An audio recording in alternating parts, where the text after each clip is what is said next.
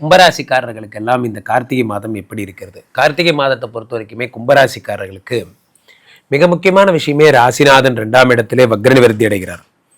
ராசிநாதன் வக்ர நிவர்த்தி அடைவது அப்படிங்கிறது ரொம்ப முக்கியமான விஷயம், நல்ல விஷயம். காரணம் என்னவென்றால், இந்த ராசிநாதன் தான் உங்களை ரொம்ப டென்ஷன் பண்ண ஒரு ஆள். இந்த டென்ஷன் பண்ண ஒரு ஆளுங்கிறதுனால தான் இவர் வக்ர நிவர்த்தி அடைகிறது அவ்வளோ நல்ல விஷயம்னு சொல்கிறது. இனி வாழ்க்கையில் எந்த டிஸ்ட்ராக்ஷனும் வராது. நேரே போ நேரே வா, லைஃப்பை மட்டும் பார்க்கலாம், வேறு எந்த குழப்பமும் வராது. இப்போது ராசிநாதன் 2ஆம் இடத்துல வக்ர நிவர்த்தி பெறுகிறார். வக்ர நிவர்த்தி பெற்ற சனி பகவான் 2, 3, 4 உயர் கல்வி, உயர் பதவி, மதிப்பு, மரியாதையை பார்க்கிறார். 2ஆம் இடத்துலேருந்து 7ஆம் பார்வையாக 8ஆம் இடத்தை பார்க்கிறார். 8ஆம் இடம் என்பதுன்னா வீடு, உங்களுக்கு அசட்ஸு, சொத்து இதெல்லாம் பார்க்குறார். அப்போ 2ஆம் இடத்துல இருக்கிற சனி பகவான் 10ஆம் பார்வையாக 11 பார்க்குறார், லாபத்தை பார்க்குறார்.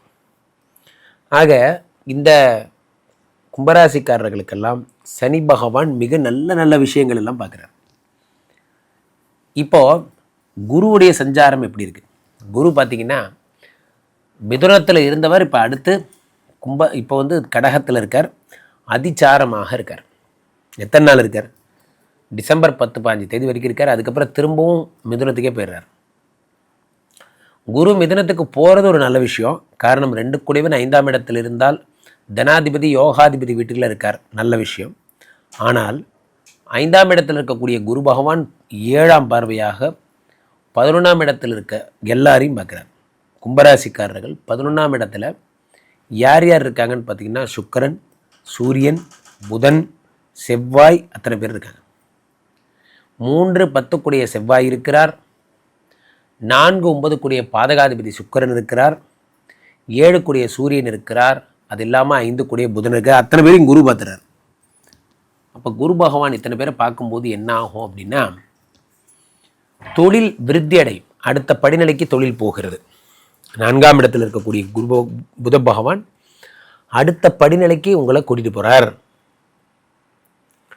ஸோ கும்பராசிக்காரர்களுக்கு இந்த புத பகவான் தருகின்ற இன்னொரு பொன்னான பலன் என்னவென்றால், 11ஆம் இடமாகப்பட்ட லாபத்தை குரு பகவான் பார்த்துடுறார். அப்போ லாபங்கள் அதிகரிக்கிறது.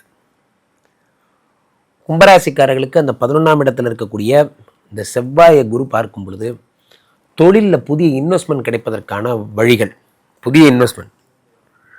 நான் ரொம்ப நாளாக கஷ்டப்படுறேன் சார், 2வது பிளான்ட் போடணும், அதுக்கு மிஷின் வாங்கணும், அந்த மிஷின் மட்டும் எனக்கு கிடைப்பதற்கான வழிகள் எனக்கு கிடைக்குமா?